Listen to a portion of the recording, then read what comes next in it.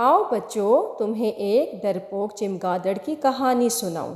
ایک جنگل میں بہت سارے پرندے اور چرندے رہتے تھے، لیکن ان کے ہاں رہنے والے پرندوں کا خیال تھا کہ وہ چرندوں یعنی جانوروں سے زیادہ بہتر ہیں۔ اسی لیے اللہ تعالیٰ نے انہیں چرندوں کی طرح زمین پر نہیں رکھا، بلکہ انہیں اڑنے کی طاقت بھی دی ہے۔ اس کے برعکس چرندوں کا یہ خیال تھا کہ وہ پرندوں سے لاکھ درجے بہتر ہے۔ جب ہی تو خداوند کریم نے انہیں زمین پر جانور بنایا ہے۔ صرف اسی بات پر اکثر پرندوں اور چرندوں میں تکرار ہوا کرتی تھی، لیکن دونوں میں سے کوئی بھی اپنے آپ کو کمتر ماننے کو تیار نہ تھا۔ ایک دن ایک پرندہ تالاب کے کنارے کیڑے مکوڑے کھا رہا تھا۔ ایک چرندے نے اعتراض کیا، میری جگہ ہے، تمہاری اتنی جرأت کہ تم میری جگہ پر آ کر اپنے لیے شکار تلاش کرو؟ اپنے آپ کو ہم سے بہتر سمجھتے ہو صرف اسی لیے کہ تم اڑنا جانتے ہو، حالانکہ ہمیں اللہ تعالیٰ نے تم سے کئی گنا زیادہ طاقت بخشی ہے۔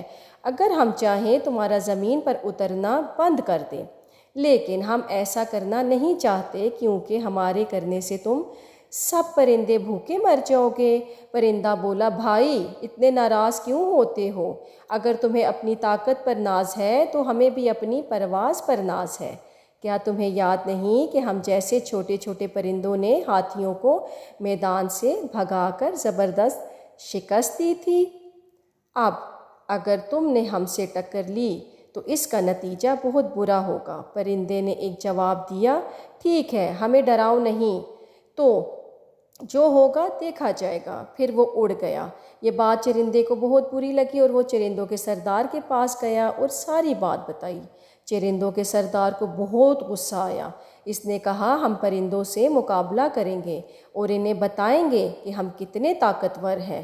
حقیقت میں وہ پرندہ چمگادڑ تھی، اور چمگادڑ بہت ڈرپوک ہوتی ہے۔ اس نے جب سردار کی بات سنی تو بہت خوفزدہ ہوئی اور ایک دن چرندوں کے سردار کے پاس پہنچ گئی اور رو رو کر کہنے لگی، حضور، میں اس جنگ سے بہت خوفزدہ ہوں، آپ میری مدد کریں۔ پرندوں کے سردار نے چمگادڑ سے کہا، میں تمہاری کوئی مدد نہیں کر سکتا، اس لیے کہ تم ایک پرندہ ہو اور ہم پرندوں سے نفرت کرتے ہیں۔ مکار ڈرپوک چمگادڑ نے جواب دیا، حضور، میں پرندہ کیسے ہوں؟ میں تو آپ سب کی طرح اپنے بچوں کو دودھ پلاتی ہوں۔ اگر میں اڑنا جانتی ہوں تو آپ سب کو فائدہ پہنچاؤں گی۔ چرندوں کے سردار نے جواب دیا، اگر ہم تمہیں اپنے گروہ میں شامل کر لیں تو تم ہمیں کیا فائدہ پہنچاؤ گی؟ چمگادڑ بڑے فخریہ انداز سے بولی، حضور، میں اپنے پرواز سے فائدہ اٹھاتے ہوئے پرندوں کی سازشوں سے آپ کو آگاہ کروں گی۔ سردار نے کہا، مجھے منظور ہے، تم جاسوسی کر کے ہمیں ہر خطرے سے آگاہ کرنا اور ہم تمہاری حفاظت کریں گے۔ چمگادڑ بہت خوش ہوئی، اسے امید تھی کہ اب اس کی جان ہر طرح سے بچ گئی۔ ابھی کچھ ہی دن گزرے تھے، چمگادڑ کی لگائی ہوئی آگ سے بہت سے پرندے اور چرندے مارے گئے، لیکن دونوں گروہوں میں ایک بھی ہار ماننے کے لیے تیار نہیں تھا۔ مجبوراً صلح کرنی پڑی۔ جب دونوں گروہوں نے صلح کر لی تو یہ بات کھل گئی کہ چمگادڑ صرف اپنی جان بچانے کی خاطر دونوں گروہوں کو ایک دوسرے سے لڑوا رہی تھی۔ اب دونوں گروہوں کو چمگادڑ پر بہت غصہ آیا۔ انہوں نے چمگادڑ کو جان سے مار دینے کی دھمکی دی۔ چمگادڑ بہت گھبرائی اور کہا، میں آپ کے ہر فیصلہ ماننے کو تیار ہوں، صرف میری جان بخش دیں۔